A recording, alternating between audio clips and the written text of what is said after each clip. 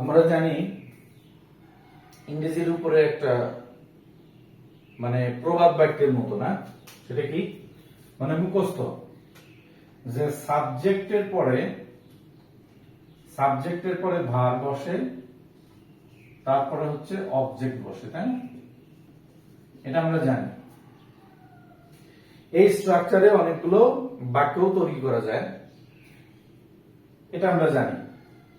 যেমন উদাহরণ বলা যায়, আই রিড এ বুক, ঠিক আছে, দে প্লে ফুটবল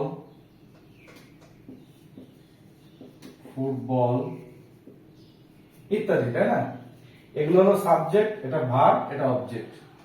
আজকে আমি আলোচনা করব হচ্ছে উল্টা, ঠিক আছে?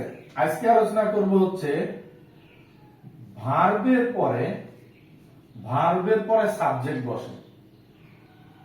এটাও একটা স্ট্রাকচার। এটা যদি স্ট্রাকচার হয়, এটাও একটা স্ট্রাকচার।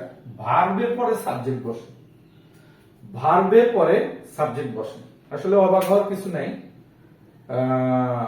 ধরেন বেশিরভাগ বইতেই এটা আপনি পাবেন, কিন্তু এটা নিয়ে অনেকেই কম আলোচনা করে।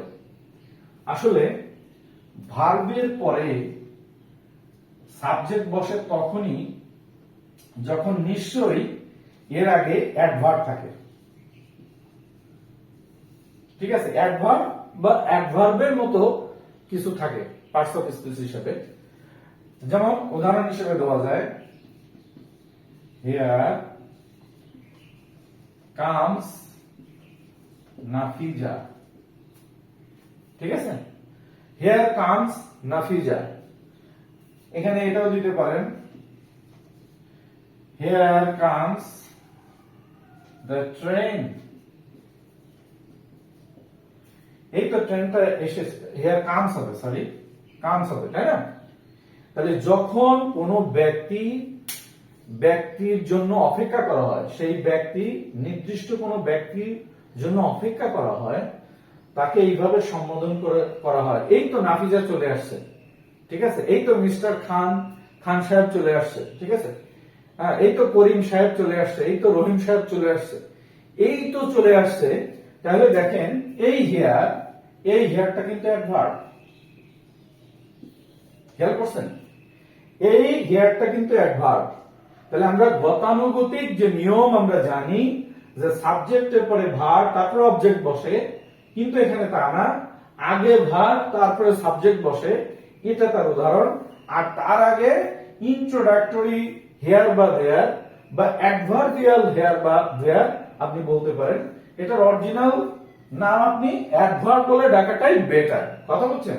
তাহলে যদি এটা হয়, there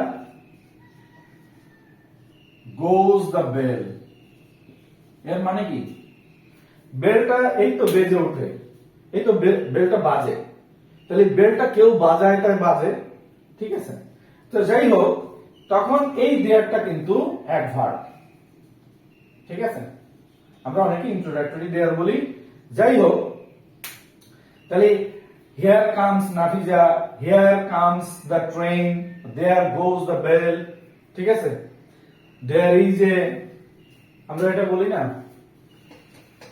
এভাবেও বলা যায়। দেখেন এই যে there is a mango tree, there is a mango tree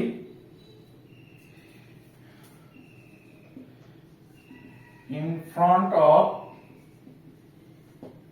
our yard, আমাদের ওখানের সামনে একটা আম গাছ ছিল, সরি, যদি ছিল বলেন তাহলে ওয়াজ হবে, আর যদি আছে বলেন তাহলে ইজ হবে। মানে আপনি যদি অতীতকালের ইয়ে করেন, তাহলে বিভার্ব হিসেবে যদি আপনার এখানে প্লেস করবেন, ওয়াজকে প্লেস করবেন, আর যদি বর্তমান কালে ব্যবহার করেন বিভার্ব, তাহলে ইজ হবে, তাই না? তো there is a mango tree, এই there এর কোনো অর্থ নাই, এটা কিন্তু অ্যাডভার্ব, ঠিক আছে? অনেকে এটা ইন্ট্রোডাক্টরি দেয়ার বলে অরিজিনাল, এর পার্টস অফ স্পিচ, এর চেহারা বা এর পরিচয় হচ্ছে অ্যাডভার্ব। তাহলে এখানে কিন্তু খেয়াল করেন এই ভার্বের পরে এই যে ম্যাঙ্গো ট্রি, এটা হচ্ছে সাবজেক্ট। খেয়াল করেন ভার্বের পরে সাবজেক্ট হচ্ছে। তাহলে আশা করি আমার এই ইংরেজি বাক্য বা এটার উপর আলোচনার অর্থই হলো, আমরা যখন সৃজনশীল লেখা লিখতে যাইব, যখন যে বাক্যটা আমার সামনে আসে, যে বাক্যটা প্রাসঙ্গিক ভাবে আসে, সেই বাক্যটা যাই হোক সেটা কিভাবে হলে গ্রামারের মধ্যে পড়ে যায়, কিভাবে হলে সঠিক হয়ে যায়, তার প্র্যাকটিসটা আমাদের করতে হবে। Thank you.